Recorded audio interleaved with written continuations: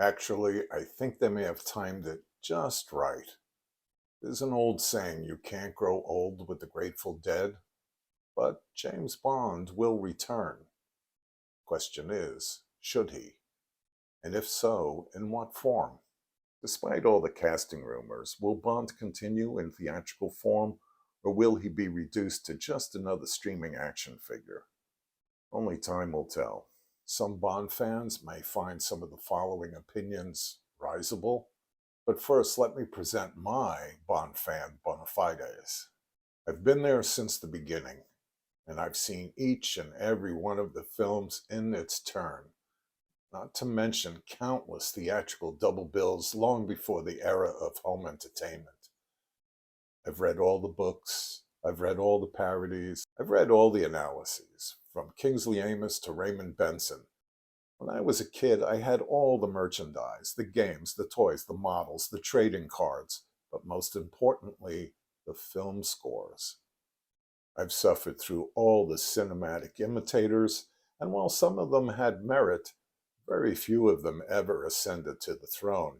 And those that did were soon replaced as the series reinvented itself yet again, which is all to say that I'm merely offering my own opinions, speculations, musings, and whatever other bric-a-brac is floating through my brain whenever James Bond is mentioned. I've heard some criticism about the Daniel Craig era, starting, of course, with all the Craig bashing that attended his casting. I never bought into that. And thanks to series savior Martin Campbell, Casino Royale was a triumph. I'm not so down on Quantum of Solace as many fans are. Yes, it was problematic in many ways, but Craig brought a growing suaveness and self-assurance to the character that was manifested in not only his impeccable wardrobe, but his casual throwing away of things like cell phones and guns. It feels like the Daniel Craig era's version of the famous James Bond hat trick, one of the most beloved tropes in the series. Skyfall, despite some brilliant production values, irritated the hell out of me on first viewing. Being shot off a moving train only to fall off a towering bridge and then fall into an equally towering waterfall, only to wind up on a paradise beach somewhere, may be a metaphor for death and rebirth, but suspending that much disbelief was a little too tough to chew. And then there's Spectre, a film I'm sure every Bond fan was eagerly looking forward to as it reintroduces Ernst Stavro Blofeld and his nefarious organization. But this film commits the cardinal sin of being both boring and stupid at the same time. And now, it's no time to die. This movie is a grab bag of Bondian lore, most obviously referencing On Her Majesty's Secret Service. I understand at one point the film may have had the working title of Shatterhand, which, as all Bond fans know, is Blofeld's alias in Ian Fleming's You Only Live Twice. The same novel is referenced yet again with the inclusion of Bond's daughter, Blofeld's Garden of Death, and Bond's Die, Blofeld, die line. But the twist they use here is rendered far less satisfying than Blofeld's demise in the novel. Dr. No is also alluded to, with the villain's island fortress very reminiscent of Crab Key, as well as Bond's line about people playing God. The acting throughout No Time to Die is absolutely top-notch, with Daniel Craig giving his most subtle and multi-layered performance. Whatever one may think about the ending of this film, this actor has earned his curtain call. Léa Seydoux was always cute and sexy, but here she's a grown-up adult woman for the first time, and she is absolutely beguiling. I fell in love with her. I admit it, I fell in love with her. Ana de Armas is very funny and very sexy, and Jeffrey Wright's Felix Leiter, while not the Felix Leiter from the books, is the best Felix Leiter since Jack Lord's Felix Leiter, and the only reason Jack Lord's Felix Leiter resonates is not because he was the first Felix Leiter, but because he kind of looked like JFK. Most Bond fans will get that connection. Okay, it's an easy one, I know. The bad news about Bond bad guys is that they are tricky to play.